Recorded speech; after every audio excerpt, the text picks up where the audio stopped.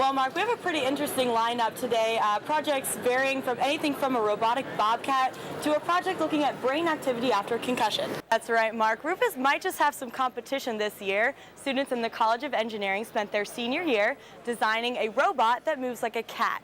Graylin Roos takes us behind the scenes of the creation of the robotic bobcat. Ohio University has the largest composting facility of any in the country, and it's utensils like this made out of potatoes that can turn into soil after you use them. There are also many colleges and universities that offer free access to their computers and printers, like here at Washington State Community College. All you need is a free library card. Dr. Galvin has had his 2 tigers in these pens for just about a year now, and he said he hopes to move them over to this larger pen by next week. One student organization will have a stand set up, taking people's full bottles of beer, pouring them into plastic cups to eliminate glass in the streets. 7 out of the 10 schools in the survey are here in the Mid-American Conference. That means residents of Athens can save a little bit of green when cheering on the green and white. The cannon's not the only thing you can see from the Civil War era. This tent represents what an officer's quarters would have looked like. The football players first tried to get into the bar through the front entrance, but without having proper identification, they were turned away. They then came around the corner to try to get into the side entrance, which is where the fight started. WOUB's Kelsey Borza visited New Marshfield today to speak with a retired veterinarian who was affected by the bill. Kelsey? That's right, Michael. The Athens County man owns 4 Bengal tigers, and earlier this month, he set out to the State House to speak out in testimony to defend responsible animal owners. How's my boy? How's my boy? Dr. James Galvin has dreamed of retiring from his veterinarian practice to own and care for tigers at his home. Give me a chuff. He's finally living that dream, but fears the new ban on big cats will cause problems. Even though their intentions are good, I think they're going to find a lot of cats needing homes, and most of these sanctuaries are just book solid, and the zoos don't want them. So where are we going to go with them? The proposal bans the sale, new ownership, and breeding of restricted exotic animals. State Representative Debbie Phillips, who voted in committee to approve the bill, says exotic animal ownership should not be a casual situation.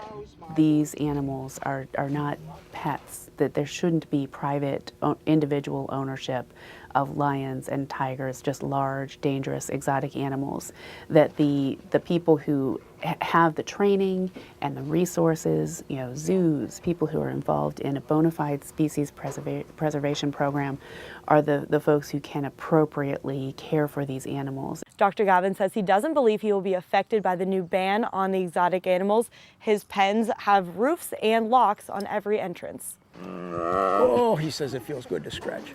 And as long as he keeps things ship-shape, he should be able to keep his cats. Dr. Galvin traveled to Columbus earlier this month to complain about the proposed state fee structure and other aspects of the bill. You're going to require a $1,000 fee or whatever every year. You're going to require very expensive insurance, which I can see both are legitimate concerns. But wouldn't it be smarter maybe to make them spend that money buying more fencing? Putting in more security like surveillance cameras and things like that. If the bill becomes law, a full ban on new ownership would take effect 90 days after it's signed. Mandatory registration of exotic wild animals would kick in by the end of this year. The exotic animal bill became a top priority for the state in October after a Muskingum County man turned loose more than 50 exotic animals before committing suicide. Authorities were forced to kill most of the creatures. It just was a wake-up call to the entire nation in terms of the concerns that we must have on a college campus. There was a time when we didn't think tragedies like that would happen on college campuses. That wake-up call forced universities to question how safe their campuses are. Now, after Virginia Tech, they shut all the doors and increased security to where to go anywhere, like up a floor, down a floor, out to the lobby. Like on the first floor, you needed your dorm key to get in and out of everywhere, and you weren't allowed to hang around outside, like just stuff like that. Those privileges got taken away. In many ways, Virginia Tech was to university policing what September 11th was on a national level to Homeland Security. It kind of raised everyone's awareness about our vulnerabilities and the fact that we needed to do a better job of communicating with each other and within, across disciplines within the university. Communication was one thing that Virginia Tech could have done better that day. The university did not send out an email to students about the attack until 2 hours after the first shooting. They were found guilty of negligence just last month for delaying the campus warning. In 2007, during the Virginia Tech massacre, you may have received a text message or a phone call from a friend letting you know what was going on. But today, in such an incident, you would immediately receive a text message alert from the university, find out instantly on Twitter, or hear about it through the campus-wide emergency PA system. Warning people instantly of potential dangers on campus is something Ohio University has put on the forefront in the past 5 years. I think awareness is really the key. I think keeping everyone aware of the potential for danger, for a tragedy, is always important. You never want to panic a campus, but you do want people to be aware that there are certain steps that you can take, that all of us can take, to make this a safer campus. At Hocking College, officers are forced to be out on campus at the beginning and end of every shift. They have to be visible. So if they park their car at one end and go on foot patrol at another, that's fine. When someone tries to take advantage of someone, a criminal or someone who's an aggressive person who's looking for prey, if they see that police car, it may be empty, it'll deter them. OU offers a training program to help people learn how to react in a dangerous situation. Individuals have to fight back in order to overcome or overpower the assailant.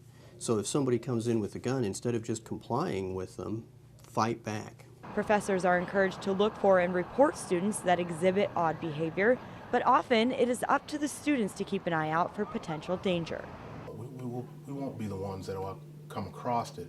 It's going to be the students or the faculty and staff that have to be more aware. And when we do press that here, is to be more aware, look around, and take a second. If it doesn't look right. Training and preparation are key to keeping campuses safe, but ultimately these tragedies are something no one can predict. You just don't know. So you get up every day hoping that nothing like that occurs on your campus, but you live with the reality that it could. Now at 5:30 on Newswatch. Ohio University gets faster broadband internet access. Mexican authorities investigate a deadly massacre. And in sports, Ohio's baseball team returns with a 3-0 sweep. Broadcasting live from WOUB-TV in Athens. This is Newswatch. Ohio University and the city of Athens kept a close eye on a student block party over the weekend. Good evening, everyone. I'm Kelsey Borsa. A Meigs County man has pleaded guilty to what authorities are calling sextortion. The U.S. Department of Justice says 28-year-old Charles Estep of Shade admitted to 2 counts of computer intrusion and 1 count of extortion. Estep broke into 2 acquaintances' social media sites and threatened a victim because of comments she had posted online. He also obtained explicit photos of the victim and posted them on the internet. Estep has not yet been sentenced, but could face up to 5 years in prison and a fine of $250,000.